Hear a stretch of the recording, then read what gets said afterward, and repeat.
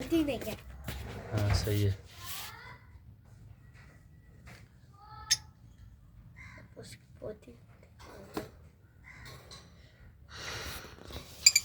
पापा पीछे से आवाज आएगी। कर लेंगे।